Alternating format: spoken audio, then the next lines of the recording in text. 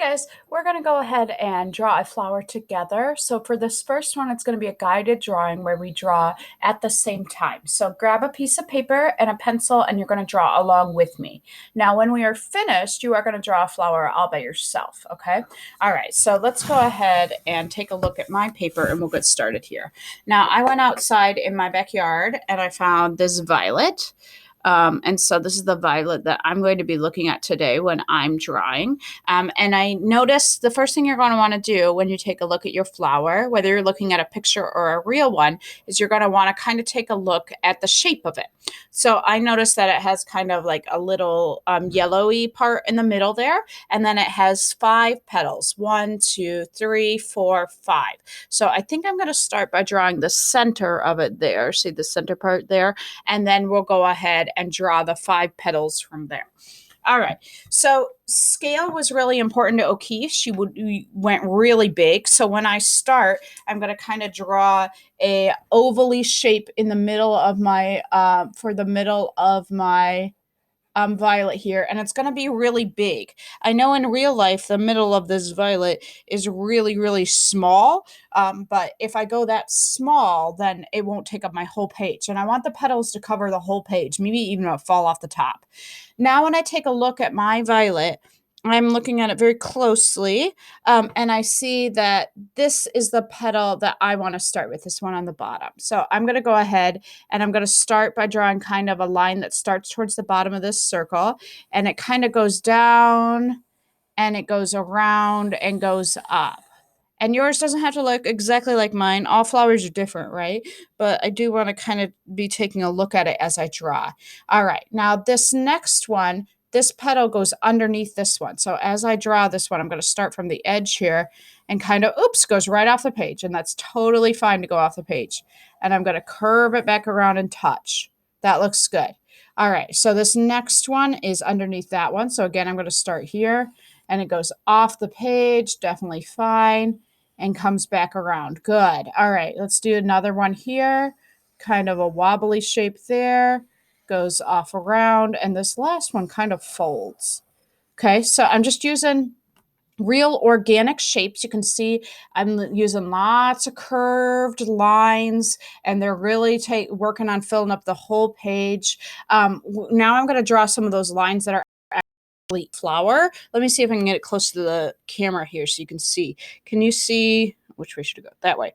Can you see how there are actually like little lines inside the violet there? All right, I can when I'm looking closely at it. So I'm going to go ahead and draw some of those lines.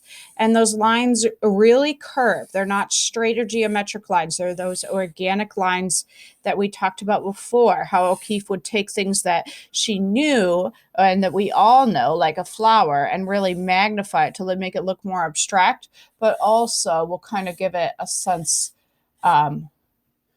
of really looking at it up close and in detail. So I see that these lines just sort of curve all the way around. Okay, and in the middle, I can even see some lines that kind of go in here too. So in this yellow part. Okay, now at the bottom of my flower, I see that there's a stem. So I'm going to go ahead and draw the stem. And if you have room, then you can put in a leaf shape too. I went and picked a violet leaf too when I was picking my violet. And you could see it's kind of, if I turn it upside down here, it kind of looks a little bit like a heart, doesn't it? So if you have room, I'm not going to have a lot of room. I'm just going to draw a little bit of one leaf here and maybe one leaf here, and I can color these guys green after I'm done. If you have more room, though, feel free to add some more leaves in there. All right. This is my example. This is the one that I wanted you to draw with me, but this isn't your final project. Now what I want you to do is either flip over this piece of paper or grab a new one if you need to, and then I want you to either find a flower like I did from your yard, or you are welcome to use one of the pictures below. I have several flower pictures in here that you can choose from, and I want you to draw me your own flower picture. I want you to go really big. You remember on this picture here, I filled up the whole page, so my scale is really big. I want you to work on using organic lines. All my lines are curved, and none of them are straight.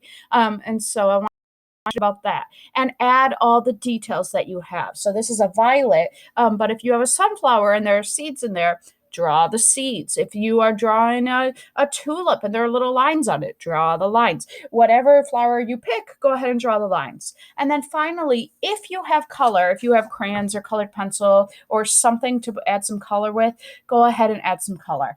I'm going to color this one with crayons, and I'll put a picture up so you can see it. When you are all done with your own flower picture, I want you to go ahead and take a picture of it and turn it into me. You can either turn it in here, or if you have trouble doing it here, you can email it to me, or you can have your mom and dad class dojo it to me, and I'll have instructions for that on the bottom. If you have any problems getting me your picture, let me know, and I'll help you. We'll figure it out together. I hope you're all doing well, and I can't wait to see your beautiful flowers. They're going to be great. All right. Thanks, guys.